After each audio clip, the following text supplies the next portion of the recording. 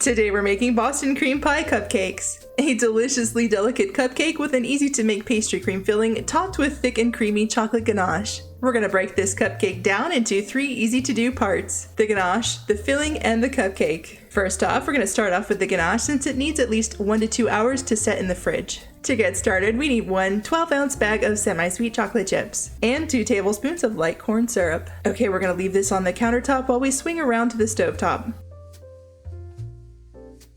To a pot on the stove, we have 3/4 of a cup plus 2 tablespoons of heavy whipping cream. We're going to heat this up until it starts to make some bubbles and then quickly take it off the heat so it doesn't burn. And we're going to carefully pour it all over our chocolate chips like so. Make sure the chips are fully submerged before setting the whole thing off to the side, undisturbed for 5 minutes. After about 5 minutes of quiet contemplation, it's time to stir everything together until it all comes together and looks something like this. Now obviously at this stage, piping is out of the question. It's just too wet. So we're going to cover this with some plastic wrap and toss it in the fridge to fully set, which can take anywhere from 1 to 2 hours. While that's in the fridge, let's make the cupcakes. To a big mixing bowl, we need 6 tablespoons of softened butter and 3/4 of a cup of sugar. We're going to mix this until the color lightens up and is fluffy. This should take about 3 minutes. By the by, you can find a list of ingredients and directions posted down in the video's description box for your convenience. Next, we need 2 teaspoons of vanilla extract and 6 tablespoons of sour cream. If you don't want to measure out 6 tablespoons, you can do 1/3 of a cup plus 1 tablespoon,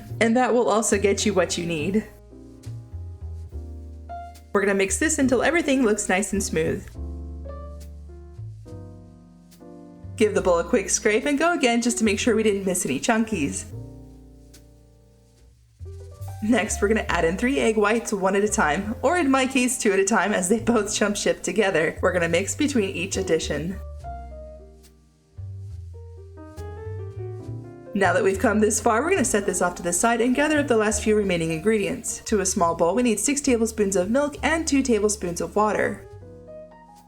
For our dry ingredients, we need 1 1/4 cup of all-purpose flour, 2 teaspoons of baking powder, and 1/4 teaspoon of salt. Give that a quick mix. Now we're going to add these ingredients to our cake batter. We're going to start off by mixing in half of the dry ingredients,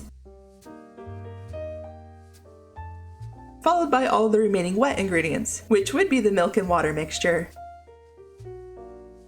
Once that's been mixed in, we're going to add in the remaining dry ingredients. Give the bowl a good shake down with the old spatula. Now after all that nonsense, we're ready to get this cupcake mixture into some liners. Now I'd say for most cupcake recipes, they suggest filling up the cups 3/4 of the way full, but this recipe says to only fill them up halfway. It also says we should get roughly 14 cupcakes. I did end up filling 14 cupcake liners and then topping off the remaining cupcakes with whatever was left over into a preheated oven at 350 degrees for 15 to 17 minutes. When these come out, they will look pale in color. This is normal. We're not looking to get any fancy coloring on top. We don't want to overbake these. Albino cupcakes are totally fine. While those are cooling, let's make the pastry cream. The recipe says we need 2 egg yolks. We just used 3 egg whites for the cupcakes, and I'm not about to toss an egg yolk down the sink, so I'm going to use all 3. To start off, we need 1 cup plus 2 tablespoons of milk, followed by 6 tablespoons of sugar and 1 1/2 tablespoons of cornstarch. Grab a whisk and mix everything together. We're going to let this mixture heat up until it starts to steam. Then we're going to take this over to the eggs we just mixed up and slowly add in a little bit of the hot milk mixture at a time. If we just dump the eggs into the hot pot of milk, we would have scrambled eggs in no time.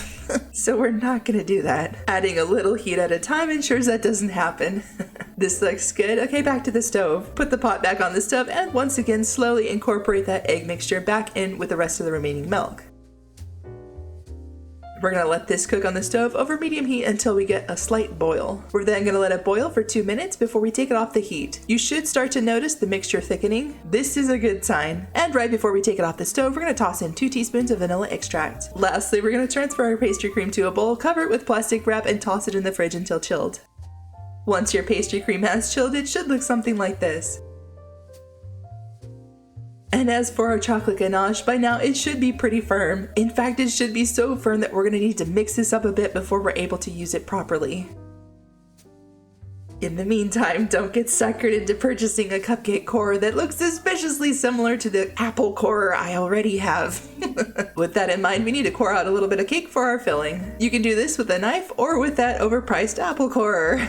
It doesn't matter which route you take, just get that space cleared out. With your pastry cream in a piping bag or even in a sandwich baggie, squeeze out enough filling for each cupcake. You can leave a little room on top if you plan on covering the top with some of that leftover cake. You don't have to do this, it's totally optional. I did because I didn't feel like eating all of those cores. I'm pretty sure I was alone in the house at the time, not like anyone was gonna judge me. The only thing left to do is pipe on the ganache, and since it's been sitting out on the counter while we've been coring and filling our cupcakes, it should be a lot easier to work with now that it's not fridge chilly. We're just gonna take our ganache and toss it into a piping bag fitted with a Wilton 2D or 1M piping tip. I believe I'm using a 1M piping tip in this video. To frost your cake, you can start in the middle and work your way to the outside, or you can of course start on the outside and build up to the center like this. I'm no expert on decorating cupcakes, I just squeeze the piping bag and hope for the best. And there you have it, Boston Cream Pie Cupcakes. Pretty painless to make in my opinion. Here's an ingredients list. Now if you're interested in making little mini Boston cream pies, be sure to check out that video linked in the comments section. Thanks for watching, and if you haven't already, be sure to subscribe so you don't miss out, and I'll see you all in the next video.